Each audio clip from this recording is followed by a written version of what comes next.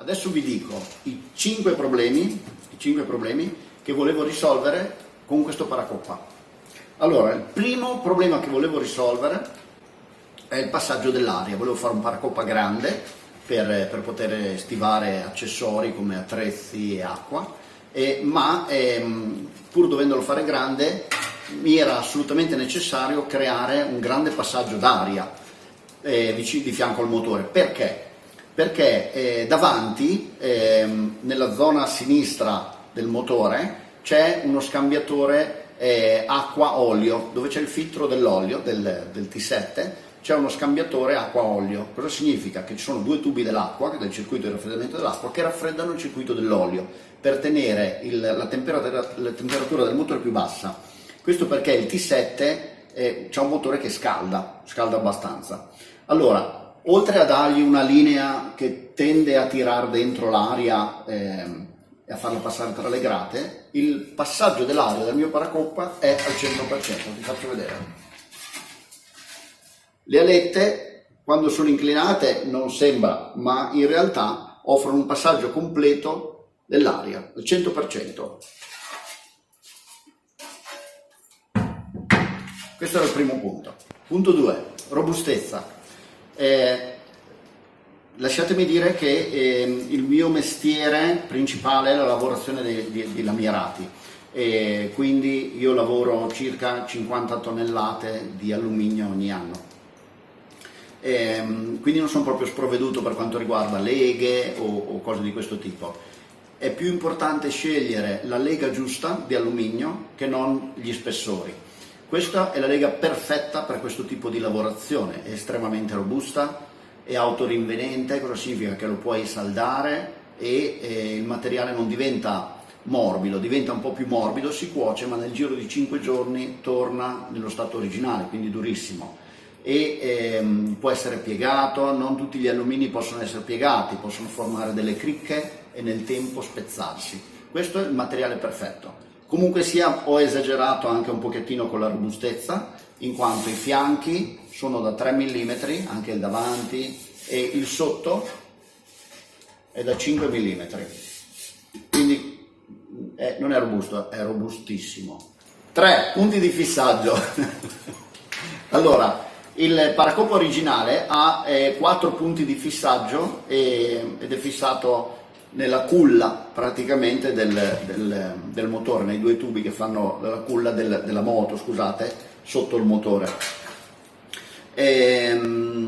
Secondo me è pochino anche perché quella culla è fissata a un supportino di alluminio nella parte inferiore dove ci sono le pedane e non mi sembra una cosa robustissima, ecco.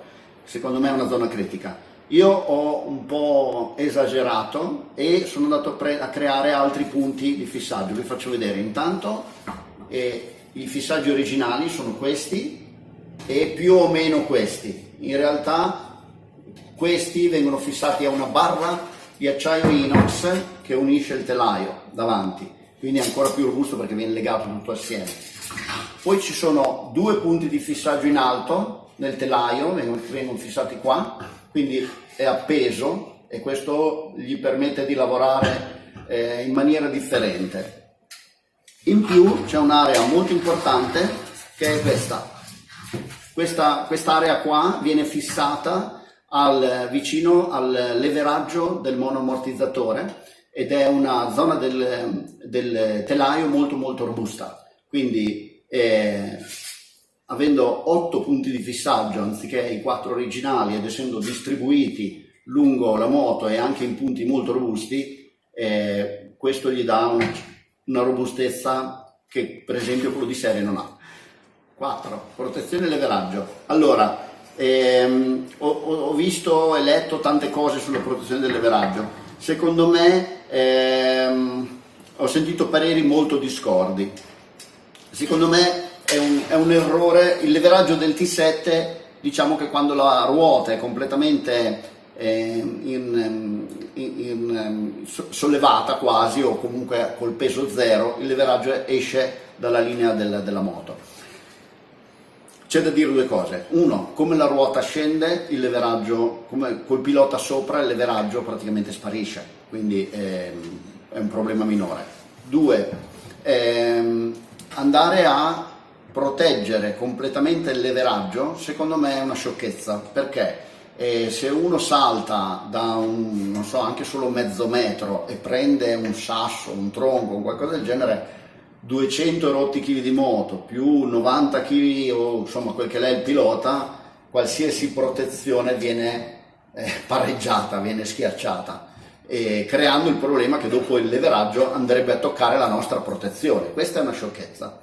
Secondo me non deve essere fatto la protezione completa del leveraggio.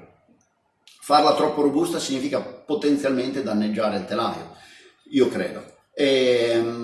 Io ho risolto così, ho messo un invito all'eventuale ostacolo a saltare il leveraggio. Questo in terreni sabbiosi, dune o robe così tende a far saltare l'ostacolo via dal leveraggio. Comunque sia, questo invito è avvitato, quindi uno può decidere di toglierlo, di non metterlo, o addirittura di mettere una protezione completa per il leveraggio ma in materiale plastico, che allora avrebbe un suo senso.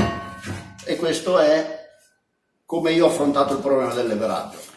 5 linea moto.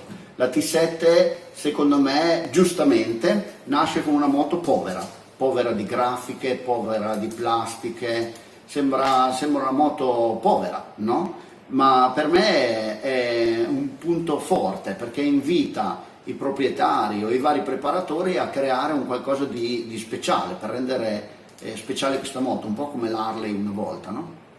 Secondo me, se è stato fatto apposta è stato un colpo di genio, se Yamaha non l'ha fatto apposta è un colpo di culo. E comunque sia, io volevo andare a correggere una parte che sembra povera della moto, che è la parte davanti, con i tubini del telaio, lo scarico, è una parte che a me non piace. E questo qua oggettivamente, vabbè, ognuno oggettivamente nell'estetica non si potrebbe dire, però per me questo è fighissimo e di per sé è il grande valore di questo paracoppa, oltre alla funzionalità. A me piace molto, se piace anche a te è questo. Ciao.